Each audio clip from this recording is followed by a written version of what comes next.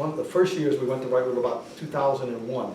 But it is still a really beautiful place, and the restaurant is outstanding. That was our treat, right? Because it was the night before the race. It was, and exactly. Jim and Tom says, look, the night before the race, we're not going to sleep in tents. We're going to stay at Gaston's. That happened? Yeah, that didn't happen when I The was night there. before the race was keeping us stay. That never happened. That never happened. Thank you.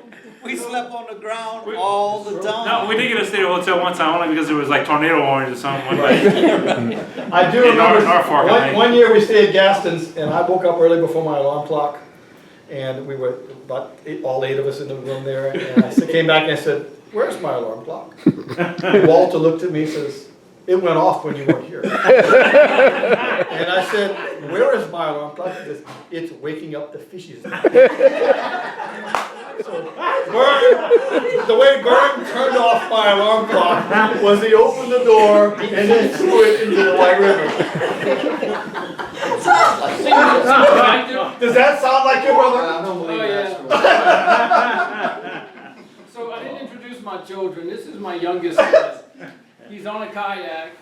It was sent to me yesterday Oh, good for him. on an island in Thailand. Oh, great. And so I'm just going to explain to you, he WhatsApped me this morning eating Thai food. He sleeps for $3 a day in paradise. Oh, yeah. And I'm thinking, you don't need to sleep on rocks. I You don't need to sleep. And no MREs either. No MREs. No, you're right. Like, No MREs. no MREs. I did the swan boat races in Thailand about 15, 20 years ago, and for the price of a Coke, you could get 2 big meals. Your parents? And it was, I mean, that was, we ate like kings at the little markets for, that was great food.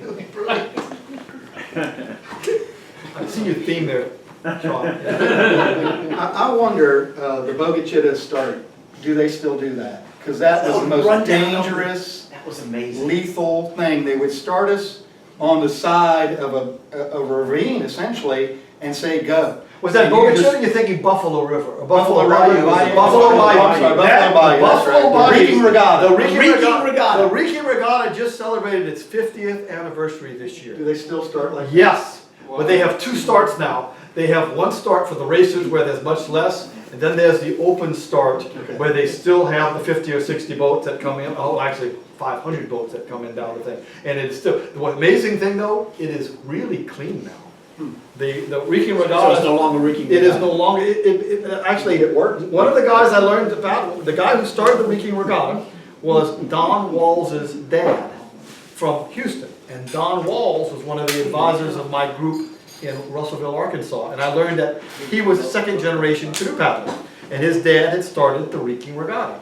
And it became the Buffalo River Regatta or canoe race about 1985 or 86. They got rid of the reeking because by that time they had cleaned it up. It's better. It's actually better, right? Yeah. But the dragon boat race got down. You still get sewage. There's still things there to buy you. So my comment on the Reeking Regatta, I got 2nd place kayak slalom, right? And you got a beautiful trophy. Paul and Holland got first place. I got a nice power trophy. I got a Joe Bacardi sign, frisbee from KIKK. Paul, do you still have your first I'm place? on the DJ. Do you still have your trophy, Paul? Matt shows up, gets in the van, gets a beautiful trophy. I paddle with Holland and get a frisbee.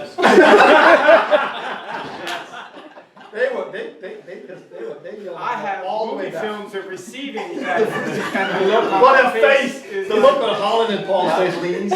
thinking I was going to get a nice trophy like that.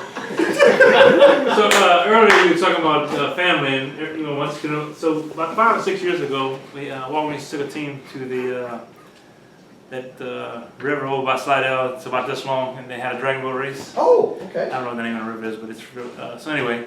So I get there and I'm walking up, and I see the school bus.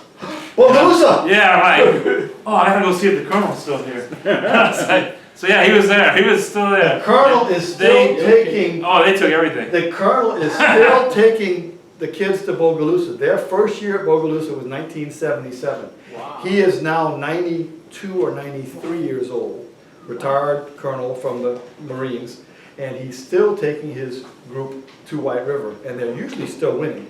My Russellville team beat them for a few years, and then they kind of got lazy, and the colonel kept beating them again. What interesting thing about the colonel over the years, remember when we were down there, we didn't drink water either. Well, they actually made a rule sometimes in the 80s that you had to have 1 quart of water per paddler in the boat during the event. Well, the colonel's team took that as the rule is you have to have 1 quart of water, you have to drink it. So they took a quart of water and they taped it to the middle of the boat. And nobody's allowed to drink it.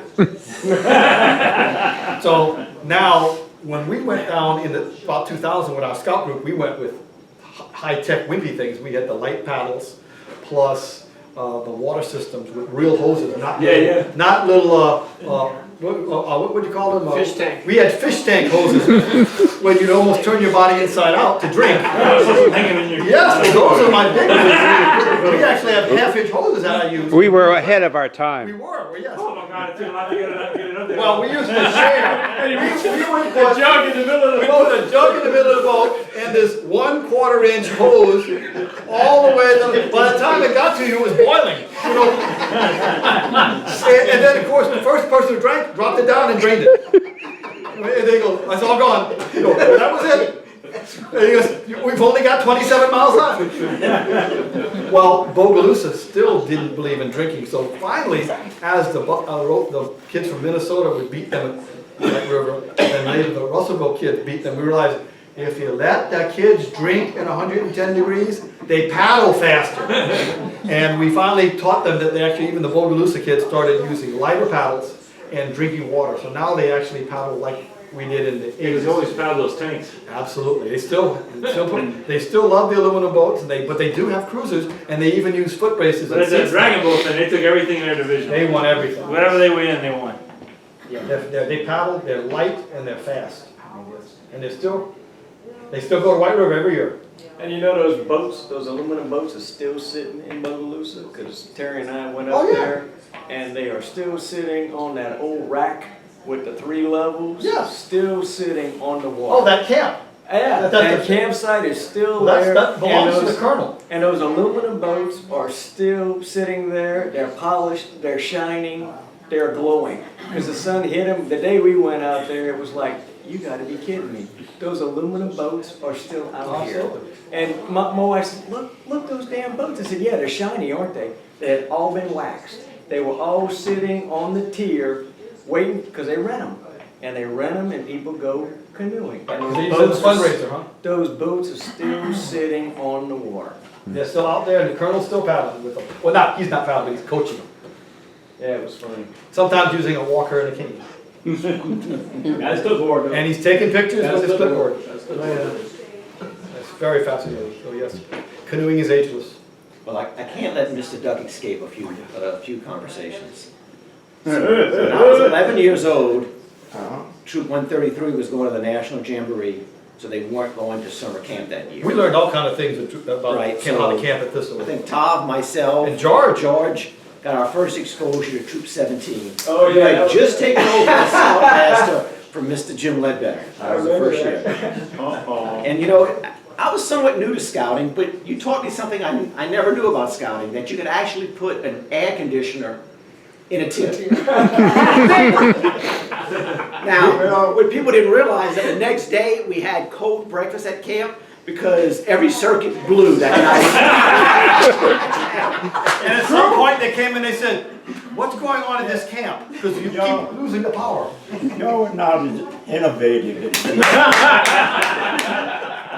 This happened with Lee Fournette and me. And if all of you know Lee Fournette, he was quite a guy. Well, I went to Joe Brooks. Joe Brooks's. The guy with the clean desk. And very clean car. You open the windows, the thing turns over. and you never pay for those things that you borrow. He loans them to you.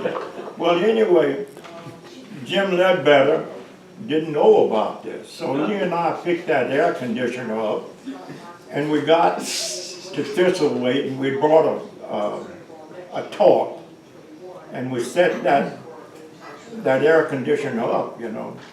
And boy, I tell you what, it was one of those summers that was really hot.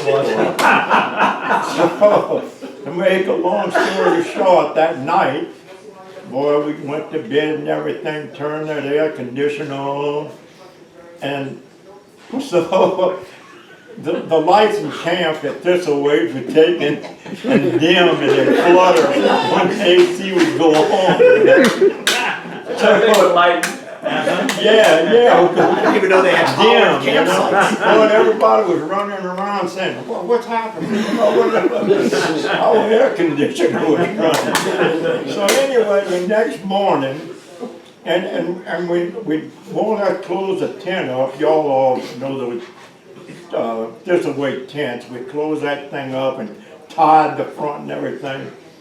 And Jim had a policy. He'd go around and get all of the men up to take and go ahead and get things started. And so he came to our tent first. And Lee and I we were awake. We had been awake. So he unties the things and he opened the flaps open and that cold air and the only thing he said, and the ladies excuse my French, you're in South Louisiana, Jim says, son of a bitch. And he never cussed. And no, he never cussed. Your dad never cussed. I don't think he talked to Lee and me for about 4 hours after.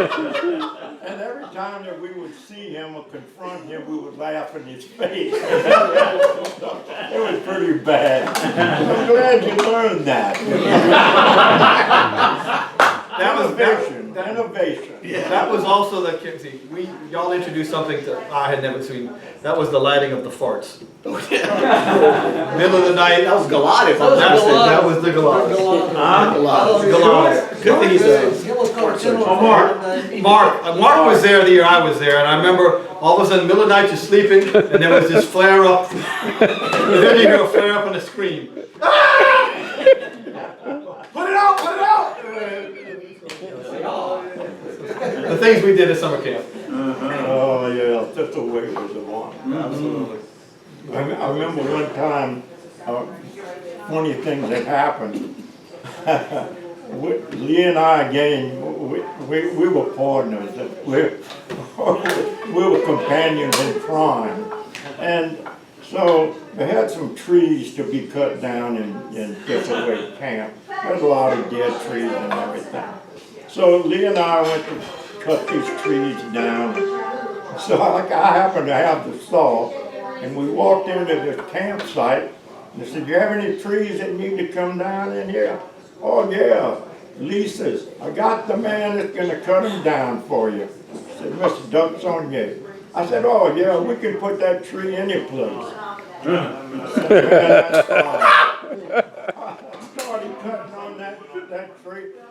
Instead of going this way, it went that way. And it fell smack on somebody's tent. Somebody's tent! Yeah. And Lee and I both said, you kids come get this thing picked up. We're not going to let them know what happened. We knew what happened. And we pitched another tent and stuff in there. But everyone just went right on that tent smash.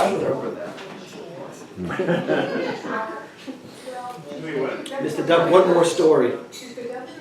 It was a couple of Man, days. I don't know about all like you.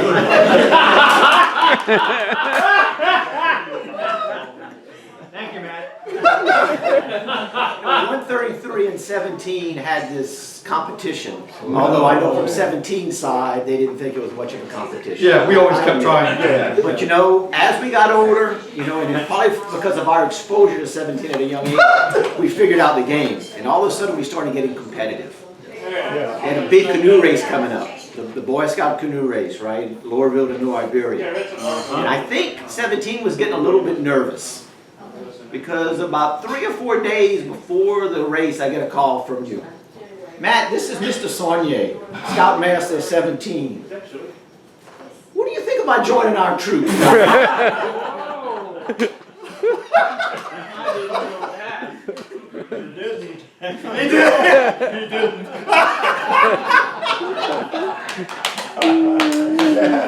And we recruited a couple guys. We're gonna beat those guys, man. That was the, if I remember, that was the year we had trained, I was helping to coach, it was you and Paul and Mike Housen and Mike LaSalle. That's all we use. We only had 4 people. Yeah, y'all did a good job. And we would put Matt and Paul. and then First, third, and fifth leg. That first, third, and fifth leg, Paul, they did 3 of the 4 legs, 3 of the 5 legs. Yeah. And, I mean, and We finally won. we won. I think y'all set a course I was record. proud of y'all. Y'all did, we did very well. I was shooting this one guy, and I don't know how it happened, but I found out a 5th of whiskey.